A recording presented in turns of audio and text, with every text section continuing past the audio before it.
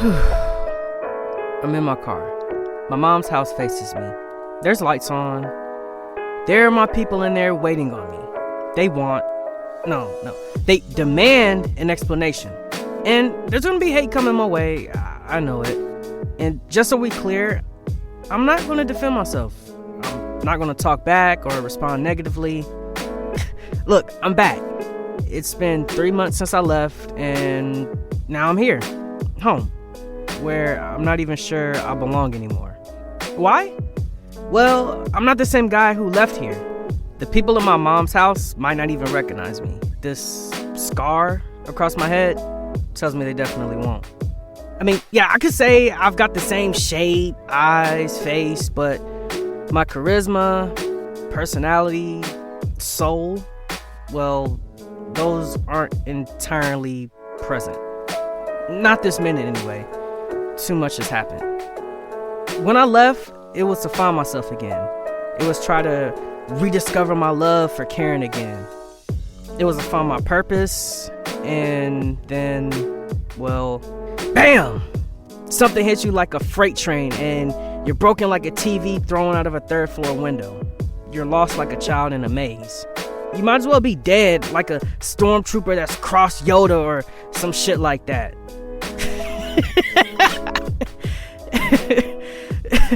Sorry, I haven't done that in ages.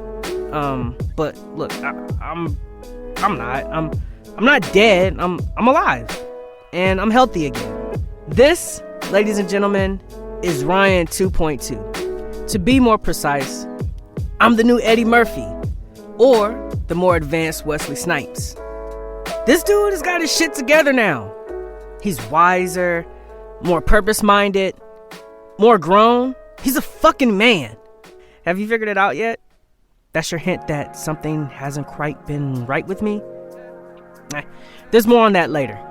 I have people I haven't seen in months who I need to apologize to. They need me to be there for them again, and I need to see my son. I've missed him. I need to see Karen again. I've even missed her despite all the stuff I've been hearing about her and her new man. Look, I might seem crazy, foolish, or like some dumb blonde chick who lets her rich husband do anything he likes as long as he doesn't leave her. Where am I going with this? I don't even know. I'm just spitballing here. Oh yeah. Okay, I'm back on track again. My point is, I still love and adore Karen with all my heart. Yeah, you go away for a few weeks, you face Leatherface chasing you with a chainsaw, and suddenly you get a new perspective in life. Strange, right? Seriously, I haven't laughed in ages. Right now, I feel blessed to even have energy to do that. As I'm in my thoughts, there's a knock on my car window. It's my mom. She's in her nurse's uniform. She's about to go to her night shift. I open the car door for her, and she enters and sits down. I give her a quick hug. How's my baby doing today? I shrug, not giving away my nervousness at being home. Well, I hope you're keeping your head elevated. You have nothing to be ashamed of. I hope you know that. I thought I did, but then I got here and doubt started creeping up on me like a crocodile on a gazelle near a water hole. That's some David Attenborough shit for you, huh? Look, I know my mom's been worried about this day for a long time. She's warned me about it, and she told me it was going to be bad. But the fool that I am, I still came here wanting to face my green goblins. My mom takes my hand. She holds it tightly like this moment is more precious to her than anything on the planet. You owe them nothing. Do you hear me? Mom, come on. I've been gone for 3 months. I've had no contact with any of them, so I think they at least deserve like an explanation, right? Look, we talked about it, baby. You wanted to protect them. I was against it, but you decided that this was the road you wanted. So don't start regretting your decision now. It's too late for that. Yeah, I know. I'm just nervous to see him again. Look, when you're ready, you tell them. But you aren't right now. So look, remember, you're still recovering. So don't go in there thinking you have to stress yourself out because, look, you don't. You don't. Do you hear me? Look, you don't need to worry about me. Hey, you just had life-saving surgery. You could have died. I have every right to worry about you, and I do. So what's the plan? I go in there, I take everyone's anger on the chin, and then when the right opportunity comes, I tell them the truth.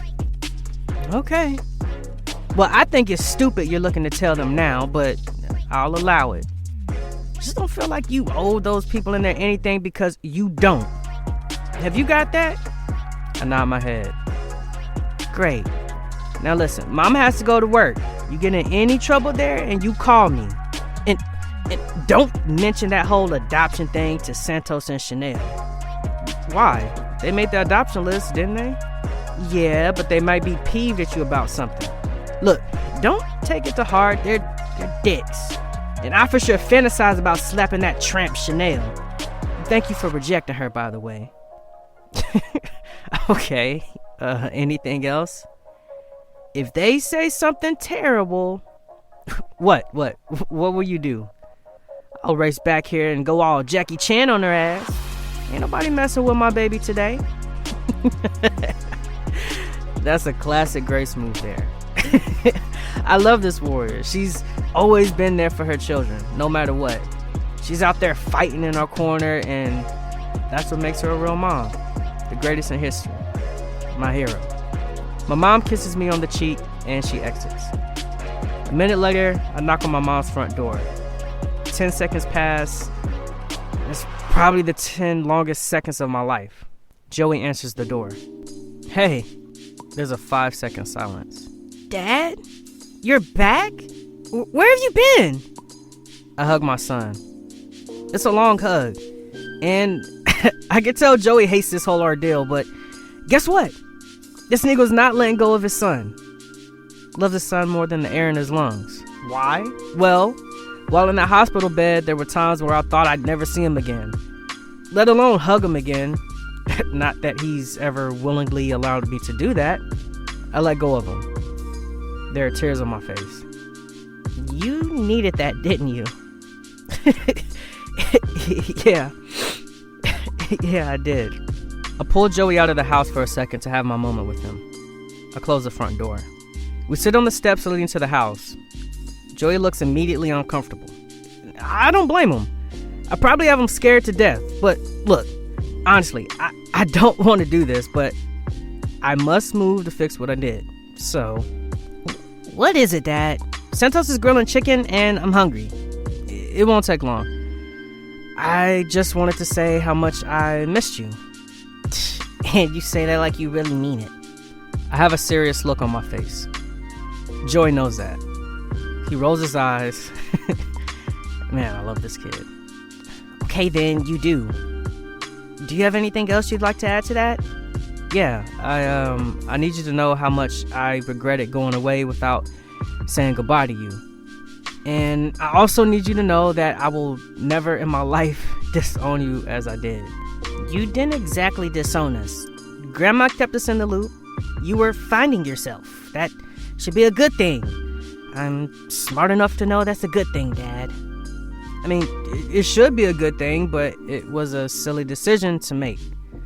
Look, son, I realize my mistakes, but I also realize that you're a massive part of my life, and I never want to do anything to damage that strong bond we have. We have that? Did you lose your mind? Strong bond? Get out of here. You're crazy. I'd never admit I'd have a bond with you. I ignore that and keep my serious face on. Look, I never want to hurt you again. Joey eyes me carefully for a second. Okay, the guy thinks I've lost my head. And look, I probably have, but I'm not ruining this moment. I've wished for it for too long. And now it's here. I'm not letting go of it. Not for anything. I shamefully love my son, and he can hate me as hard as he wants. But it's not going to change the fact. I'm sticking to my guns like Trump supporters. Okay, that was a lousy statement, but look, y'all know what I mean. Dad, look, truth be told, I didn't exactly miss you at all. I have a girlfriend, Elizabeth, you know, the one in my class. Oh, yeah. Cool, I've seen pictures of her. And look, you two make a cute couple. Good work. Yeah, whatever. Anyway, I had a life, so there weren't any chances for me to miss you. So you need to know we're cool. I'm okay. I smile. I go to hug Joey again, but Joey stands up to make his quick escape. He opens the door and runs off. Yep, good to see you, but I'm out of here. He runs off. Mom, Dad's back, and he's offering us hugs, a way of apologizing for leaving us. He's even lamer now than he's ever been. I take a deep breath and enter the house. Chanelle appears. She looks about 4 months pregnant. She eyes me up and down. Boy, if looks could kill, I'd be eaten by a lion right now. Boy, I know you didn't get your mom to invite us to this barbecue so we see your lame ass again. Tell me, I've really missed you, more than you'll ever know. Chanelle's taken aback for a second and then shakes out of it. Right, cards on the table, none of us want you near us. I'm just saying.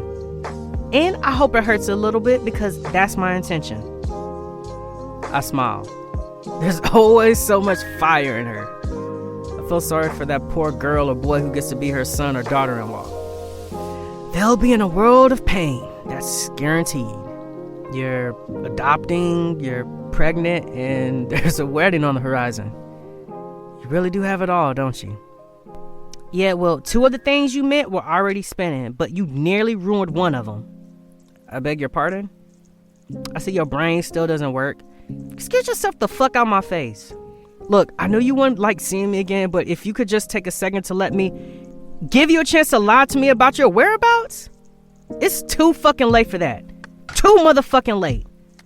Now get your lame ass out of this house before I snap you in two. I send her a warm smile as I look at her belly.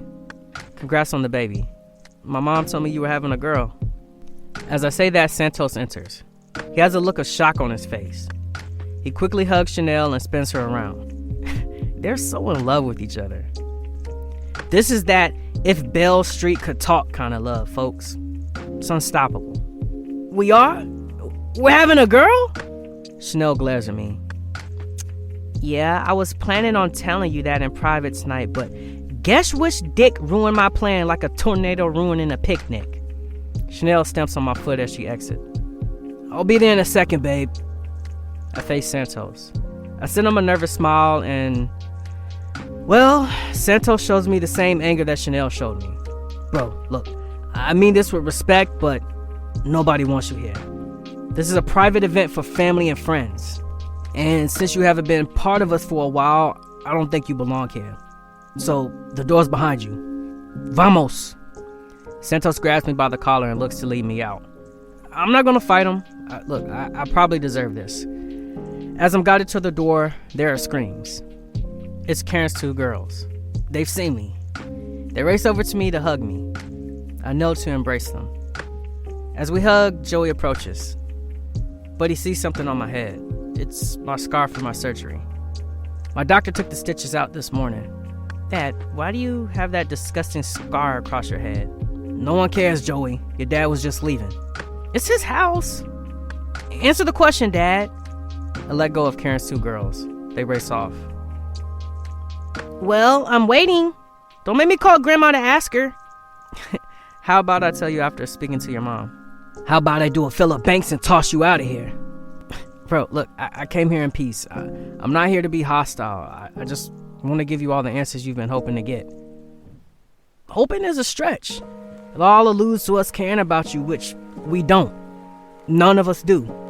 You're a fucking disease to us. Okay, but if I leave, you won't get the answers you want, and then you'll keep wondering. So, please, just allow me to be in your space for a second longer until I speak my truth. And then you fuck off. Is that the deal? I nod my head. Santos deliberates. For a moment, I think he's going to grab me and throw me out of there, but he doesn't. Instead, he steps aside and allows me to walk on through. I see Karen in the distance with... oh, shit. Curtis? Curtis kisses Karen. Okay, so they're back together. Well, that's a gut punch. A few seconds later, I walk over to Karen as she's just about to receive a kiss from Curtis. They kiss, and I wait. Karen sees me. Ryan, it's, good to see you. Curtis steps in front of Karen expecting a fight or something. Yo, look, I'm calm, I told you. I'm at peace. Curtis is a tall, athletic, mixed-race tech millionaire who looks like he's ready to battle me. I'm not fighting anybody today. I offer him a handshake. Curtis and Karen stare at each other, confused. What? I want to offer you my sincerest congrats. You two make way more sense than Karen and I ever did. Congratulations. Curtis smiles and shakes my hand. Thanks, bud. Hey, look, I meant that from the bottom of my heart. Karen has a confused look on her face. Are you gonna tell us where the hell you've been for the last 3 months? Chanelle and Santos joins us. Santos takes a beer out of the fridge and offers it to me. I reject it with my hand. No, thank you. I don't drink anymore. We're waiting, Ryan, Karen says. Joey joins us at the kitchen island. So, I've been sick, guys. Sick as in mentally ill, because when you left, it came across like that, Chanelle says. No, I had a brain tumor. Shock reverberates across the room. Joey comes closer to hug me. Curtis tries to hug Karen, but she pulls away from him. She wants to touch me. I keep my distance. Tell us what happened. On the Sunday I left, I told you I was going to go away for about a week. The plan was to go to New York and see some shows. But you never got that far?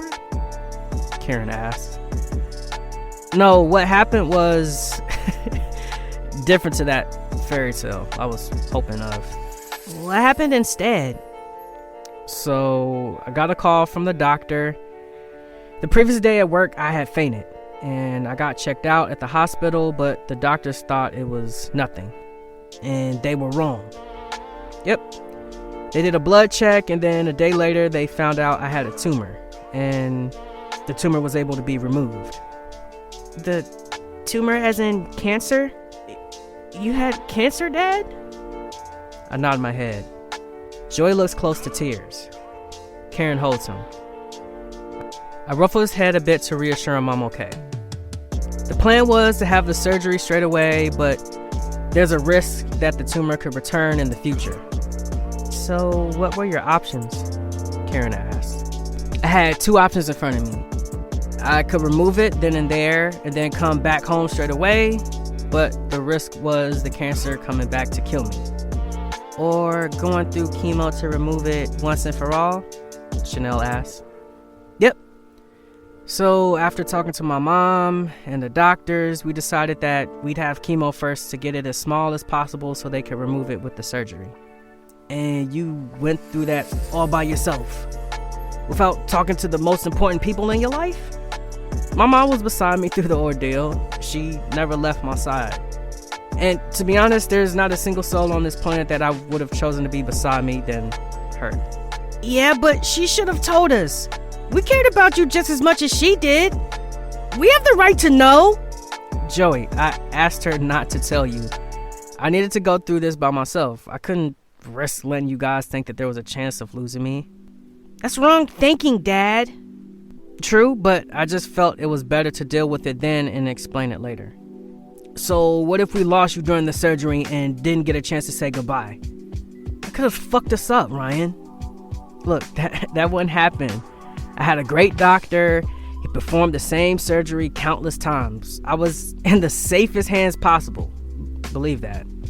We still feel like you should have told us all of this. We had the right to know what was happening, Chanelle says. I mean, look, y'all had y'all's issues going on, and to be honest, you two weren't feeling me at the time, so I had my reason not to tell you. I don't regret my decisions. Santos comforts Chanelle. They share a look. I see it. What? It doesn't matter now. Well, I think it's still vital, Chanelle says. Babe.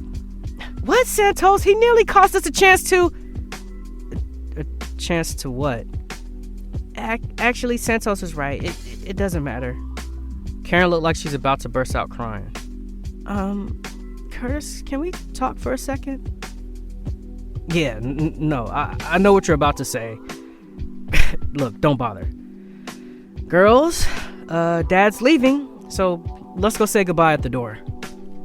Curtis takes a beer from the table and walks towards the front door. Karen's girls follow him to say their goodbyes. Karen follows them to the door. Joey, could we talk in the den? I have something I want to show you. I don't want it. Please, you'll like it. No! Honey, hear him out. He's trying, Chanelle says. I don't want to be near him! Okay, cool. That's okay. There's no pressure for me, but I should head off. I start walking towards the door. Joey's left alone for a second and then decides to run after me. Dad, wait! I'm sorry. I didn't mean what I said. Can you sleep here tonight? I could use your brain. For what? Your love life? Kinda. Elizabeth hasn't replied to my text in 3 hours, and I'm worried she's trying to, leave me. Could you help me? Sure, if you allow me to give you my present first. Okay, that's cool. You always have to force me to do what I don't want to do. You're such a tyrant. I pull out a sheet of paper from my pocket. I hand it to Joey. He looks at it confused. What is this? Well, the words DNA results should clue you in. You got my sample and did a DNA test? A DNA test that shows me to be 99.9% your son. So you're my dad? That I am. Joey jumps up at me to hug me. We hug for a beat. This is the closest we've ever bonded. I love my son. Joey straightens himself out and looks serious again. Hey, Dad, I know I have no reason to hate you now, but I think I can still ignore you like I usually do. You know, I don't think I'm capable of getting that out of my system. You're just too much of a bastard, like you really are. You can hate me your whole life as long as you allow me to hate you back. Deal? Check on it. Do it. Do it now. Ugh, okay, that's pointless, but I don't hate you. I just dislike you. You've had a downgrade, so be thankful. I laugh and then I ruffle his hair. Yeah, he needs a trim. I'll take him to the barber's tomorrow. Thanks, son. Oh, and I was bullshitting you about Elizabeth. I've got the most excellent game in history. I'm too much of a pro to lose a girl like that. Please, Dad. Joey walks off laughing. I laugh too. My heart's complete. Santos and Chanelle walk over. Hey, we wanted to be real with you about something really quick. It's about what's happening the week you left. Look, guys, you don't have to. I know I probably fucked up somewhere. Yeah, you really did. We were doing the paperwork to adopt, and you had promised to give us a reference, but you had your head so out of the loop with the whole Karen thing that... Oh shit, I forgot to write you the reference. Damn, I'm sorry, guys. There's no excuse for that. I'm so sorry. Look, you're forgiven. It all worked out in the end. Plus, Karen gave us a way better reference for this than you would have given us, so thank the Lord you didn't give us any.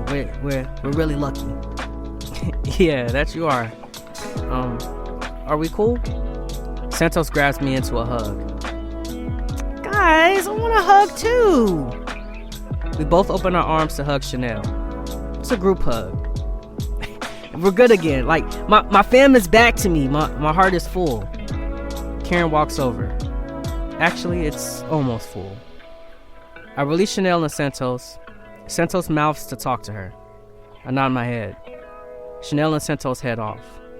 Karen pulls me aside to talk. We stare off for a second and just without a word, she puts her head on my head. We just feel the vibe for a moment. Then Karen pulls me into a long hug. We say nothing. We just hug it out. And after a second, I notice that Karen's crying. I wipe away her tears and then kiss her on the cheek. We hold each other without saying a word. There's no need for words here. Yo, like, I feel the energy. I feel her unspoken love for me. After about 30 seconds of holding on to each other, I release it. We say nothing about our love. As I said, we know it's there. We both feel it. There's nothing more natural than realizing you have love in your heart. And I have that. Santos, Joey, and Chanelle wave over to us. We walk over and sit on the couch. Santos brings me a cup of water. He has a beer. We clink glasses and I raise a glass to my fam. The fam will always have my back. The fam that will always be in my heart. Today, folks, is a damn good day. Before I sign off, I want to say something. I, Ryan of the Stupid Clan, am the most grateful son of a bitch on this planet. Why? Well, because my stars are right now aligned. There's only peace in this valley. Only wind on this cloudless day. Only joy in this heart of mine. So, you know what I'm going to do? I'm going to straight out let it shine. I'm going to let it shine so everyone in my space knows it's there. And I'll keep fucking doing it until they know I mean that shit. And even when they realize it, I'll keep making sure they're aware of my joy for them being in my presence. I'm going to need to throw some Dennis Waitley in your face for a second. Look, I know y'all are sick of me, but just look, hang in there for a second. I need you to realize how fucking lucky you have it. Now, I heard this quote 3 minutes after I got my all clear from my doctor. He told me that the cancer was gone and was unlikely to return. Thank God. So this quote was given to me on a card and signed by my attending doctor. All my doctors and nurses signed it. This, folks, is where the shit gets real. Here's the quote. I need y'all to focus. Happiness cannot be traveled to, owned, earned, worn, or consumed. Happiness is the spiritual experience of living every minute with love, grace, and gratitude. Dennis Waitley. I'd like to dedicate that quote to the most amazing, supportive people in my life. That's you, Santos. That's for sure you, Chanelle, Mom, and definitely Karen's 2 little girls. And indeed you, my little cherub Joey. But mainly, that quote is dedicated to the love of my life. You, Karen. I love you, babe. I fucking love you, Karen! Your love always and forever surrounds me. Know for sure that I'll never take that for granted. Again, ever. Alright, I'm done. Thank you for hearing me out. I'm out of here. This Shit Is Real was read by me, Smurf Brown, and written by Joao Nisita.